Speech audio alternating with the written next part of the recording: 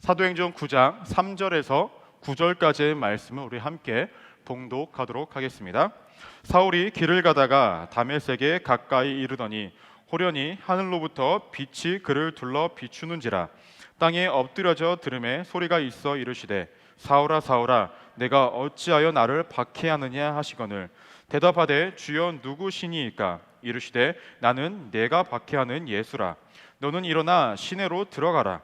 내가 행할 것을 내게 이를 자가 있느니라 하시니 같이 가던 사람들은 소리만 듣고 아무도 보지 못하여 말을 못하고 서 있더라.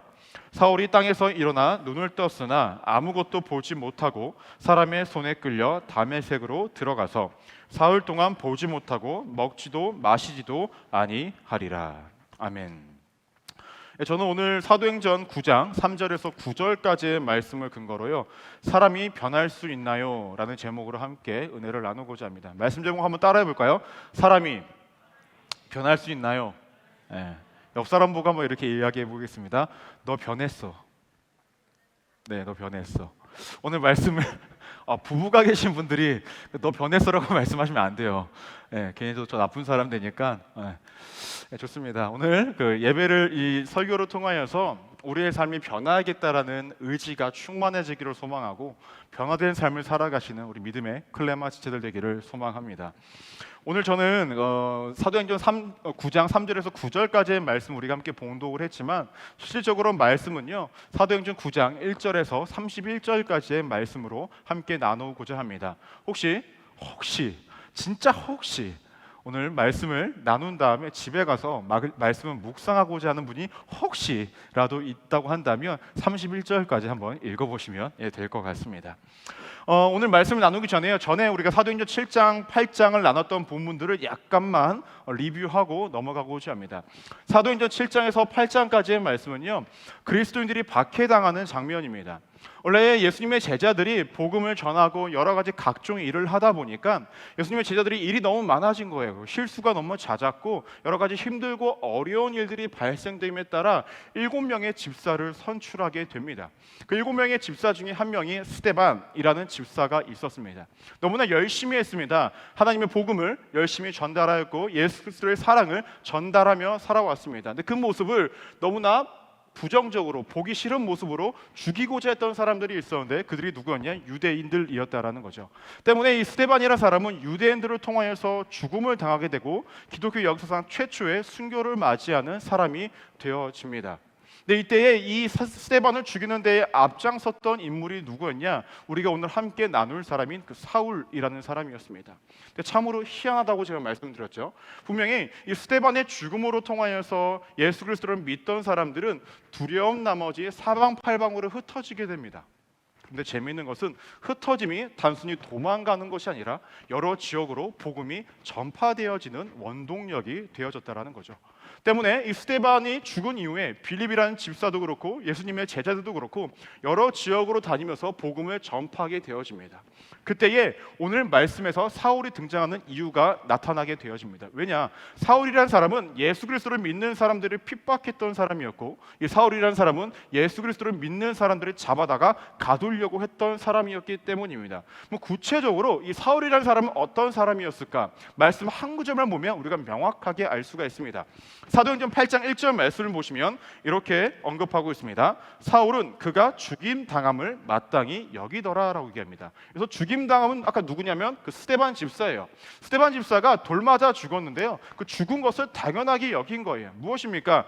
자기가 하고 있는 행동이 의롭고 옳은 행동이라 믿고 있었다라는 거예요. 자신은 믿고 있는 하나님을 잘 믿고 있다고 생각을 했었고 예수 그리스도를 믿는 사람들은 이단 취급을 했다는 것입니다. 이렇게 유대인 중에서 유대인, 바리새인 중에서 바리새인으로 삶을 살아왔던 이 사울, 이 사람이 오늘 말씀을 통해서 완전히 180도 변하는 모습을 보게 되어집니다. 그렇다고 한다면 사울이 변하기 전에 이 그리스도인들에 대해서 어떻게 박해를 했는지에 대해서 조금만 더 구체적으로 보도록 하겠습니다. 9장 말씀을 보시면요, 이 사울이라는 사람이 예루살렘이 현재 있는데 어디로 옮겨가냐면 다메섹으로 옮겨가기 시작합니다. 움직이기 시작을 합니다. 근데 왜 많고 많은 지역들 중에 왜 다메섹으로 갔을까라는 거죠. 분명히 그리스도인들은 모두가 다 다메섹으로 담메색으로 갔던 것이 아니라 사방팔방으로 흩어졌음에도 불구하고 왜 사울은 담메색으로 이동하고 있었을까라는 것입니다. 당시에 이제 성경을 연구하는 사람들은요 이렇게 이야기합니다. 예루살렘부터 다메섹까지의 거리가 150마일이었다라는 거예요. 그러면 키로수로 하면은 약 240km입니다. 당시에는 차도 없었죠. 그렇죠? 분명 걸어갔을 거예요. 뛰어가거나 둘 중에 하나였을 것입니다. 근데 그 그리스도인들을 잡으려고 5일에서 6일 정도를 걸어갔던 거예요. 여러분들은 하시겠습니까?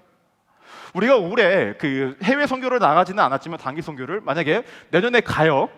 내 단기 선교를 나가는데 여러분들에게 이야기합니다. 얘들아, 우리 여기로 단기 선교를 갈 건데 복음을 전하기 위해서 우리가 5일 정도로 먼저 걸어가야 돼. 가시겠습니까? 지역을 옮긴다고 하겠죠. 저는 목사님 다른 지역이 저에게 적성이 맞는 것 같습니다. 이렇게 이야기를 하겠죠. 지금도 쉽지 않은데 그 시대에 사울은 이러한 열정을 가지고 그 일을 감당했다라는 거죠. 왜 그럴까요? 자신이 하는 일이 그리스도인들을 핍박하고 그들을 잡아다 넣는 일이 옳다고 여겼고 그것이 자신이 믿고 있었던 것이고 때문에 그리스도인들을 모두 다 이단 취급하고 그들을 어떻게 해서 잡아다 넣으려는 그 열심과 열정이 있었기 때문에 그러한 고충도 감내했다는 것입니다. 그래서 우리가 몇 가지 질문을 던질 수가 있습니다. 사울이라는 사람은 왜 이렇게 열심히 행동을 한 것일까? 그는 정말로 하나님을 믿은 사람이 맞나? 하나님을 안 믿은 사람이 아니었을까? 그는 정말로 신앙인이 맞는가? 아니면 자신의 신념대로 살아가는 사람인가?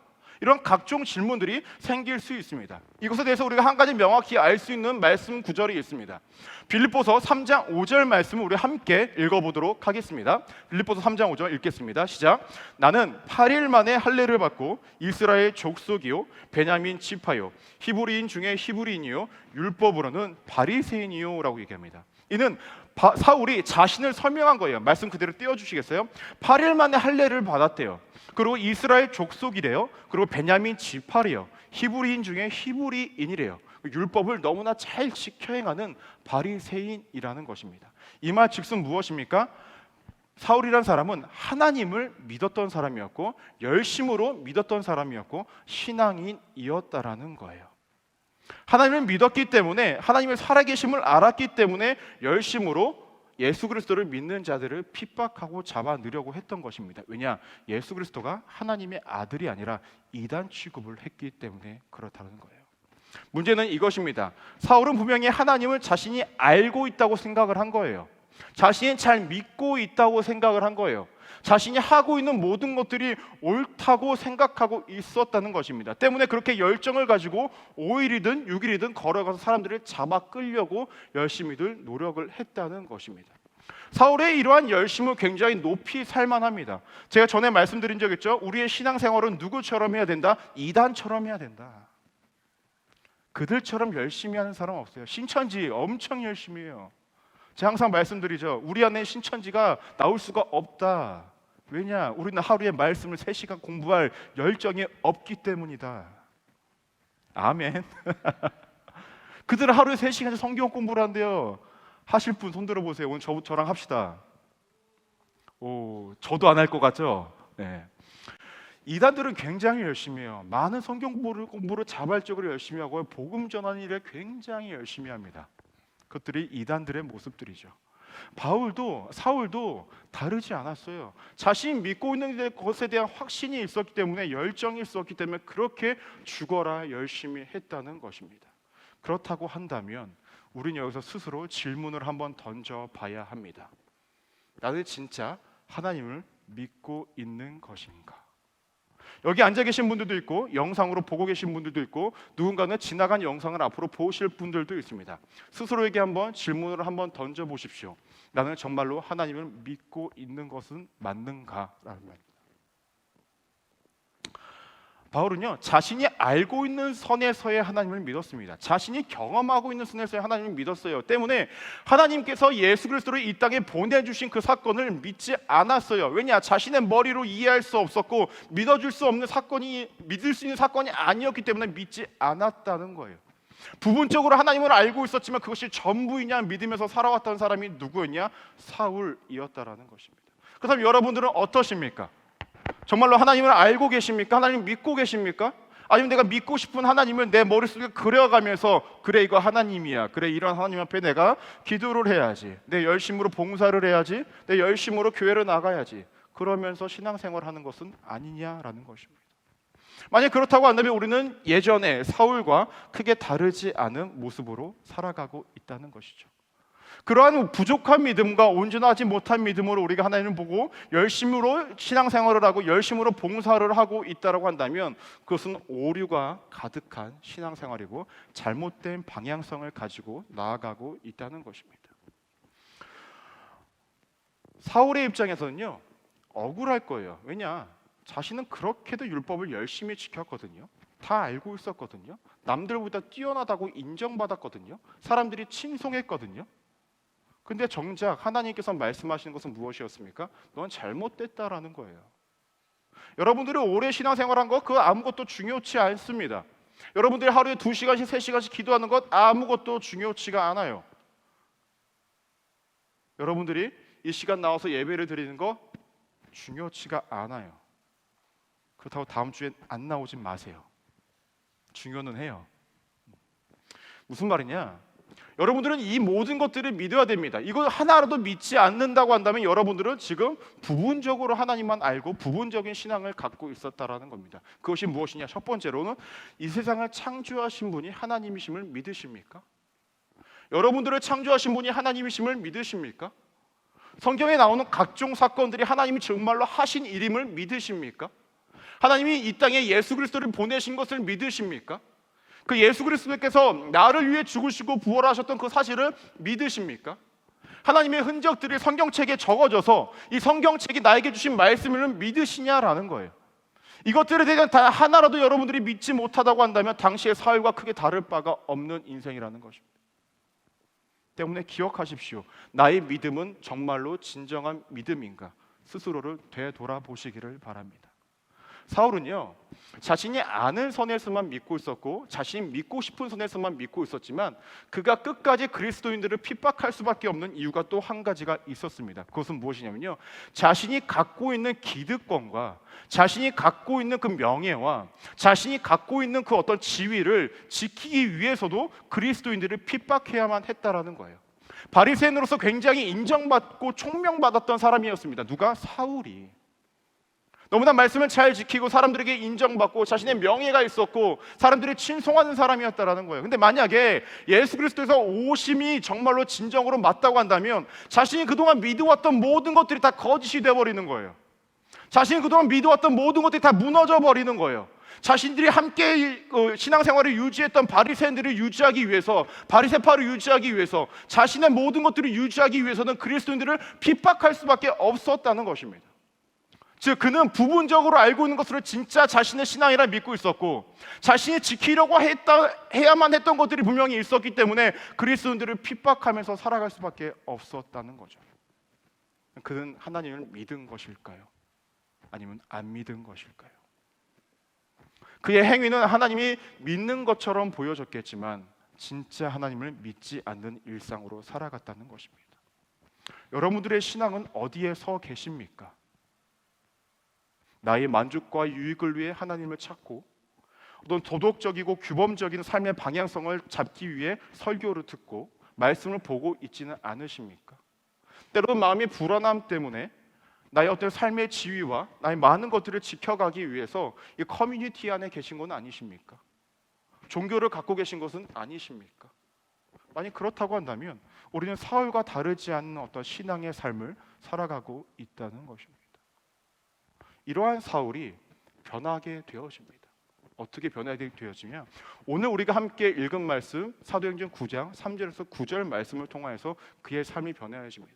아까 말씀을 드렸듯이 예루살렘에서 다메섹으로 이동을 하기 시작합니다. 그때에 하늘로부터 하나님의 예수 그리스도의 그 음성이 들리기 시작합니다. 사울아, 사울아, 누구십니까? 내가 박해하는 예수라. 오, 지저스. 이렇게 안 했겠죠. 뭐야 이거? 이렇게 생각을 했을 겁니다. 왜냐? 그동안 사울이 생각한 예수는 무엇일 거야? 그냥 하나의 사람이고 이단시 취급을 했다는 거예요.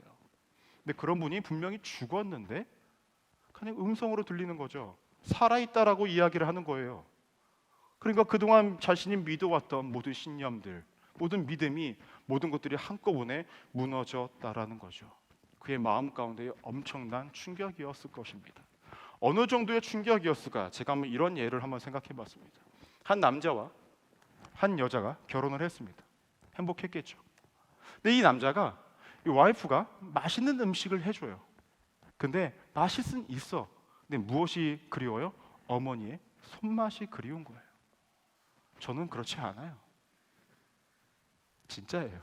근데 이 남자가 집에 가요. 어머니의 밥이 그리워서 왔습니다. 밥을 해주십시오. 그래, 내 아들아, 밥을 해줄게. 어머니가 열심히 음식을 하십니다. 그래, 우리 엄마가 해주신 좀 맛있는 음식 먹겠지. 그래서 안 좋은 것 하나를 봅니다. 어머니의 손맛이 미원이었고 어머니의 손맛이 쇠고기 다시다였다라는 거예요.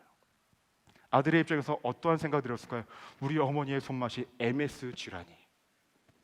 엄청난 충격이었겠죠. 사울의 입장에서 더 큰 충격이었을 것입니다. 자신이 그동안 믿어왔고 신념으로 갖고 있던 모든 신앙의 여정들이 다 무너져 내렸던 그런 상황이었다는 거죠. 그래서 그는 어떻게 됩니까? 눈을 보지 못하게 되는 일이 발생이 되어지고 있다는 것입니다. 옛 어르신들이 하시는 말씀이 있습니다. 사람은 변하지 않는다. 맞습니까? 어제 이제 셀 리더들하고 이제 교우 간사님들하고 그 설교 양육을 하고 있었습니다. 질문을 던졌습니다. 사람이 변합니까? 다들 동일한 대답을 했습니다. 뭐라고 대답을 하셨냐면 어느 정도는 바뀌지만 어떠한 부분은 바뀌지 않는 것 같습니다. 네, 맞습니다. 어떤 부분들은 바뀌고 어떤 부분들은 바뀌지 않는다라는 거예요. 그래서 그런지 요즘에 사람들이 참 많이 하는 것들이 있어요. 무엇이냐면은 MBTI를 참 많이 하죠. 제가 한 주에 한 명씩한테 꼭 들어요. 목사님 MBTI 뭐예요? 그리고 오늘 또 들었네요. 또 들었어요. 네. 그래서 꼭 2명이 와요. 혼자 안 와. 2명 또는 3명이 와서 딱 나는 아무 말도 안 해. 왜냐면 저는 안 해봤거든요. 안 해봤고 조금 모르겠는데 한 명이 와서 목사님은 IS 뭐뭐야. 아니야 목사님은 이 뭐뭐야. 야 너 IS 뭐뭐 너 그거 아니야? 라고 얘기해요. 그럼 그 친구가 괜히 짜증을 내요. 아니야. 난 아무 대답도 안 했는데 자기랑 같은 게 싫은가 봐 그렇게. 난 아무 말도 안 했거든. 근데 사람들이 왜 이렇게 MBTI를 할까요? 사람의 성향과 성품과 이런 것들이 어느 정도는 고착화되어 있다고 생각을 해요. 물론 변하기도 하지만 사람이 그만큼 변할 수가 없기 때문에 나를 좀 알기를 원하고 상대방을 좀 알기를 원하는 거죠. 그래서 서로 맞춰가거나 아예 그냥 모른 척을 하거나 둘 중 하나를 하겠다라는 거죠. 이만큼 사람은 기본적으로 많이 변할 수 없다라고 생각하는 것이 우리네 인생이라는 것입니다. 근데 참으로 재밌는 것이 있죠. 사울도 정말로 안 변할 것 같은 사람이었는데 오늘 예수 그리스도를 만남으로 통해서 그의 삶이 180도 변하여 진다라는 것입니다. 요즘 서점을 가보시면요 딱 2부류의 책들이 있습니다. 인문학 서적을 보시면 너 있는 그대로 잘 살아, 너 충분히 괜찮아 라고 말하는 책들이 있고요. 또 하나는 너는 바뀌어야 된다, 너는 변해야 된다, 너는 발전해야 된다 라고 해서 그 사람의 삶과 성향과 모든 것들을 바꾸는 책들이 등장을 합니다. 이 후자의 책들의 부류들을 잘 보시면요 어떠한 이야기들이 있냐면요 너가 변하기 위해서는 너가 시간 쓰는 것도 바꿔야 돼, 너의 환경도 바꿔야 돼, 너의 만나는 사람들도 바꿔야 돼, 그래야지 너가 변할 수 있어 라고 이야기를 하고 있다는 것입니다. 이렇게 하면 정말로 변할 수 있습니까? 예, 변할 수 있겠죠. 근데 시간이 굉장히 오래 걸릴 것입니다. 굉장히 큰 노력도 필요할 것입니다. 사울은 그런데요 단기 속성으로 변해요. 어떻게 하나님의 음성 한번 듣고 모든 것들이 충격적으로 다 깨어짐으로 통해서 한 번에 변해진다라는 거예요. 그렇다면 그가 어떠한 것들을 변했을까라는 것입니다. 사도행전 9장 18절에서 19절 말씀을 보시면 이렇게 언급합니다. 즉시 사울의 눈에서 비늘 같은 것이 벗어져 다시 보게 된지라. 일어나 침례를 받고 음식을 먹음에 강건하여 지니라 라고 이야기하고 있습니다. 그의 눈이요 비닐 같은 것들이 벗겨졌대요. 그동안 사흘 동안 보지 못했는데 이것들이 벗겨졌다라는 거예요. 첫 번째 변화가 무엇이었을까요? 그의 관점의 변화였다라는 거예요. 관점의 변화. 그동안은 자신의 명예를 위해서, 자신이 속한 집단을 위해서 살아갔다고 한다면, 자신의 어떤 신념을 지키기 위해서 살아갔다고 한다면 이제 그는 어떻게 변합니까? 예수 그리스도를 위해서 살기 위해서 변하여지기 시작을 했다는 거예요. 완전 삶의 관점이 변하여졌다는 것입니다. 이것이 너무나 중요한 거라는 거죠. 여러분들이 정말로 예수 그리스도를 믿으십니까? 예수 그리스도를 경험하셨습니까? 그분의 신앙대로, 그분이 알려주신 대로 살아가길 원하시고 그렇게 살아가고 계십니까? 만약에 우리가 그렇게 살아가지 못하고 있다고 한다면 우리는 옛 자아를 갖고 있는 사울과 크게 다르지 않다라는 것입니다. 두 번째, 그가 어떠한 변화가 있었는지 아십니까? 열심의 대상이 바뀌었다라는 거예요. 그동안 자신을 위해서, 자신의 만족을 위해서, 자신의 어떠한 것을 지키기 위한 열심이었다고 한다면 이제는 예수 그리스도를 위한 열심으로 바뀌었다라는 것입니다. 저 여러분들에게 이러한 질문을 던지고 싶습니다. 여러분들은 현재 어떠한 삶을 살아가고 계십니까? 예수 그리스도를 믿는 사람답게 살아가고 계십니까? 예수를 믿기 전과 후 동일하십니까? 세상의 문화와 가치 속에서 세상 사람들과 동일한 모습으로 살아가고 있지는 않습니까? 바리새인들, 사울과 같은 바리새인들이 자신들의 어떤 것들을 지키기 위해서 하나님 앞에 간구하고 자신들의 신앙을 유지하면서 살아갔던 그 모습, 우리가 이 땅 가운데 살아가면서 나의 성공과 목적과 만족을 위해서 그 모든 것들을 추구하는 삶만을 살아가고 있지는 않습니까? 그렇다고 한다면 여러분들은 아직 인격적인 하나님을 경험하지 못한 것입니다. 어떠한 사람들은 저에게 이렇게 말씀하실 수 있습니다. 목사님이, 저도 옛날에 굉장히 열심히 했죠. 정말 목사님 장난 아니었어요. 저 찬양팀에 리더에 뭐해 했어요. 근데 지금 좀 나이 먹으니까요, 애들 하게 해야죠. 애들 하게 이렇게 얘기합니다. 저 많이 바빠서요. 목사님 지금은 어때요? 저 그분들에게 감히 이렇게 이야기 드립니다. 당신은 정말로 임팩트 강한 하나님을 경험하지 못한 거야 라고 말입니다. 정말로 임팩트 강하게 예수 그리스도를 경험했다고 한다면 바울과 같이 싹 바뀔 수밖에 없다는 것입니다. 예를 들면 이런 것입니다. 만약에 여러분들이 전공하는 어떤 대가가 여러분과 함께 1대1로 만난다라고 가정을 한번 해봅시다. 예를 들어 엘빈 토플러 같은 사람, 미래학자죠. 그가 미래는 이렇게 될 것이고 저렇게 될 것이고 여러분들에게 막 이야기해요. 오렌 버핏 와가지고 여러분들의 투자는 이런 것이고 이러한 것들에 투자를 해야 됩니다. 막 얘기해요. 여러분들이 막 들어요. 여러분들은 어떠한 생각이 들까요? 어떠한 생각이 들 것 같아요? 어떤 생각? 영어 안 들려. 이런 생각? 어떠한 생각이 들까요? 이 사람이 나에게 이야기해 주는 것들에 대해서 나는 꼭 지켜 행해야 되겠다. 저거 내가 기억하면서 내 삶에 적용하면서 살아야겠다라는 생각을 할 것입니다. 왜냐? 그 사람과의 만남이 너무나 임팩트가 크기 때문에 그렇다라는 거예요. 근데 예수 그리스도를 정말로 인격적으로 만났다라고 한다면 어떨까요? 우리의 삶과 가치관과 모든 것들은 180도 변할 수밖에 없다는 거예요. 근데 여전히 나는 한 발은 세상에, 한 발은 교회 안에, 그리스도 안에 있다. 그럼 이건 무엇입니까? 이도저도 아닌 거죠. 여러분들이 그냥 기도하셨으면 좋겠습니다. 하나님, 내가 정말로 하나님의 뜻대로 살아가길 원하는데 나는 아직까지는 좀 그 정도는 아닌 것 같아요. 그러니까 하나님, 나를 인격적으로 만나 주십시오. 사울이 만났던 그 예수 그리스도의 그 음성과 그 임팩트 강한 만남이 내 삶 가운데 일어나게 해주십시오. 그래서 예수 그리스도의 보기에, 하나님 보시기에 부끄럽지 않은 자녀로서의 삶, 제자로서의 삶, 그렇게 살아갈 수 있도록 나를 좀 도와주십시오. 내 힘으로 안 되니까 도와달라고 기도하십시오. 그렇다고 한다면 여러분의 가치관과 생각과 모든 것들이 누구에게 초점을 맞춥니까? 십자가에 초점을 맞출 수밖에 없다는 것입니다. 저 여러분들이 이러한 삶을 살아가기를 소망합니다. 힘들 거예요. 어려울 거예요. 왜 그런지 아십니까? 지금부터 이야기하는 내용들을 보시면 알게 되실 것입니다. 사울이요, 이렇게 예수 그리스도를 인격적으로 만남으로 통하여서 이제 복음을 전하기 위해서 마음을 먹기를 시작을 합니다. 근데 문제가 발생이 되어죠. 사도행전 9장 19절에서 21절 말씀을 우리 함께 읽어보도록 하겠습니다. 시작. 사울이 다메섹에 있는 제자들과 함께 며칠 있을새 즉시로 각 회당에서 예수가 하나님의 아들이심을 전파하니 듣는 사람이 다 놀라 말하되 이 사람이 예루살렘에서 이 이름을 부르는 사람을 멸하려던 자가 아니냐. 여기 온 것도 그들을 결박하여 대제사장에게 끌어가고자 함이 아니냐 하더라라고 얘기합니다. 사울은 분명히 변했는데 사울을 바라보는 사람들의 시선은 변하지 않았다는 거예요.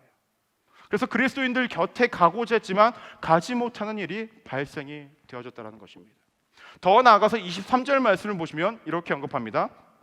여러 날이 지나매 유대인들이 사울 죽이기를 공모하더니, 그동안 사울을 따랐던 많은 유대인들이 이제는 복음을 전하는 사울의 모습을 보고 이제 어떻게 하고자 합니까? 죽이고자 합니다. 제가 사울입니다. 예를 들어 사울입니다. 전 그리스도의 집단에도 끼질 못합니다.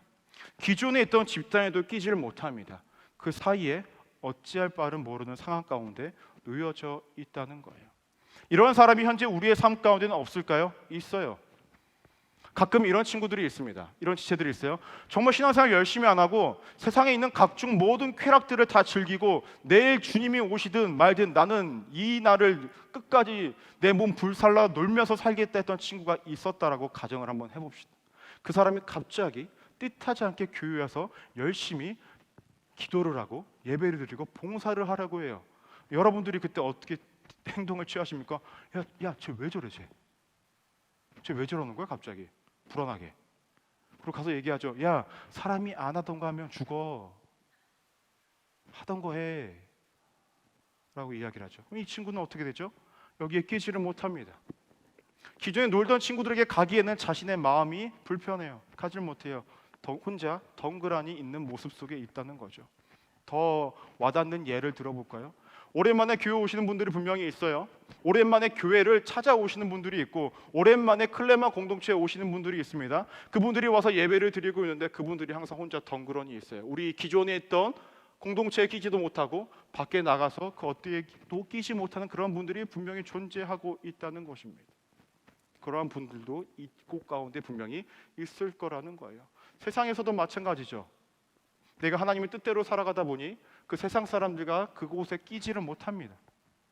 그러다가 교회에 와서도 여기서 끼지도 못하는 그런 중간에 있는 사람들이 있다는 것이죠. 근데 하나님은 참 재미있으신 분이에요. 이런 사람들 그대로 버려두지 않으셨다라는 것입니다.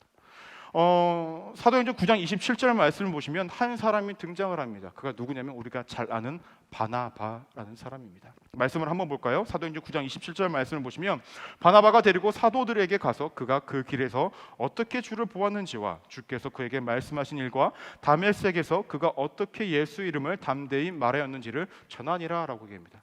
당시에 바나바는 그리스도인들 사이에서 나름의 권위가 있던 사람이었다고 합니다. 때문에 그가 이야기하는 것들은 사람들에게 믿음을 줄 만한 이야기였다라는 거예요. 때문에 이 바나바를 통하여서 누구를 변호합니까? 사울을 변호합니다. 사울 다 변했어. 예수 그리스도를 인격적으로 만났어. 이제는 복음을 전하는 자로 살 거야 라고 그리스도인들에게 이야기를 해줍니다. 여러분들이 정말로 예수 그리스도를 만남으로 통하여서 세상 가운데 살아갈 때에 불편함도 있습니다. 어려움도 있습니다. 그때마다 하나님께서 무엇을 해주시냐? 여러분들 옆에 항상 동역자를 붙여주실 것입니다. 여러분들 곁에 도움의 손길 항상 주실 것입니다. 왜냐? 하나님은 여러분들을 너무나 잘 아시고 버리실 분이 아니기 때문입니다. 사울이 변하게 된 이유가 있습니다. 그에게 분명히 사명이 있기 때문이에요. 이방인들에게 복음을 전할 거고요, 왕인들에게 복음을 전할 거고요, 각종 여러 지방으로 가서 그의 시민권 가진 그 능력과 그의 능력과 가진 지식으로 복음을 전할 거예요. 때문에 하나님께서는 그 사울이라는 사람이 너무나 필요했다라는 거예요. 여러분들도 마찬가지예요. 세상 속에서 여러분들이 하실 일들이 분명히 있습니다. 여러분들 다 사명자이기 때문에 그래요. 소명을 가진 사람들이기 때문에 그래요. 그렇기 때문에 세상 가운데 여러분들이 믿음 가지고 나가시면 하나님께서 동역자 붙여주세요. 도움의 손길을 붙여주신다라는 거예요. 세상 속에서 혼자 덩그러니 있다고 생각하지 마시기 바랍니다. 사람이 아니면 성령님이 함께 하실 것이고 사람이 아니면 하나님이 직접 동행하실 것입니다. 그러니 변화된 후에 나의 두려움 갖고 살아가지 마시고 변화되지 않은 가운데 온전히 하나님을 모르는 것을 두려워하시기를 바랍니다. 우리가 따라가야 할 것은 내 눈앞에 보이는 세상을 살아가는 인생이 아니라 하나님의 흔적들을 따라가는 인생이 되어져야 한다는 거예요. 이 말씀을 왜 적어놨겠습니까? 보면 이해가 돼요? 이해 안 돼요. 믿어야 되는 것들이기 때문에 그래요. 믿으라는 거예요. 믿으면 알게 돼요. 믿으면 보여져요. 때문에 먼저 필요한 것은 믿음입니다. 이 믿음을 갖기 위해선, 진짜 믿음을 갖기 위해선 예수 그리스도와의 인격적인 교제와 변화가 필요하다라는 것입니다. 여러분들은 지금 어느 위치에 서 계십니까? 한 발은 세상에, 한 발은 교회에, 한 발은 내가 믿고 싶은 것에, 한 발은 내가 믿기 싫은 것에 그렇게 서 있지는 않습니까? 하나님은 여러분들이 이용해야 될 대상이 아닙니다. 하나님은 여러분들이 하나님을 사용해야 할 대상이 아니라는 거예요. 하나님은요, 여러분들을 창조하시고 구원하신 분이세요. 그리고 그분이 여러분들과 함께 세상 가운데 일하기를 원하세요. 근데 우리의 믿음은 일하기엔 부족하기에 우리가 무엇을 강구해야 하냐? 예수 그리스도를 통한 우리의 완전한 믿음의 변화와 우리의 신앙의 혁신이 필요하다라는 것입니다. 우리 클레마 지체들이 이 사울의 경험이 여러분들의 삶이 되어지기를 소망합니다. 그래야 세상 속에서 흔들리지 않을 것입니다. 많은 것들을 누렸던 사람이었습니다. 많은 것들을 알고 있던 사람이었습니다. 그 사울. 그러나 그 모든 것들을 뒤로할 만큼 예수 그리스도와의 만남이 너무나 큰 충격이었고 참 믿음이었다라는 거예요.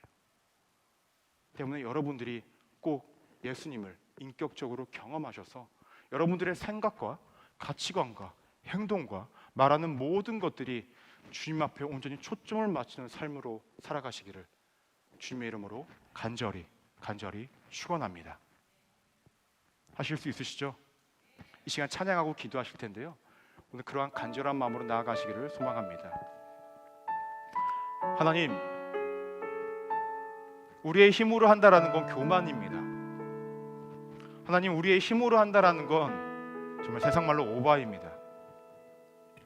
그러니까 하나님 도와주십시오.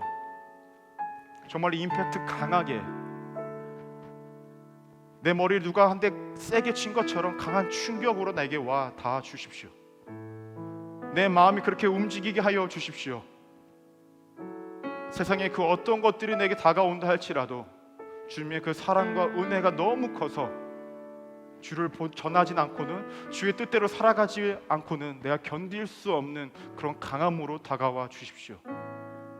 내가 하나님을 이용하고 하나님을 사용하고 내가 믿고 싶은 대로 믿는 것이 아니라 내가 믿어야 할 대로 믿게 하여 주시고, 예수 그리스도의 흔적을 따라가고 예수 그리스도의 흔적 안에 거하며 그 흔적으로 함께 만들어가는 신앙인이 될 수 있도록 도와주십시오. 그렇게 우리를 만들어 가시고 함께 하실 하나님께 감사드리며 살아계신 예수 그리스도 이름으로 간절히 기도드립니다.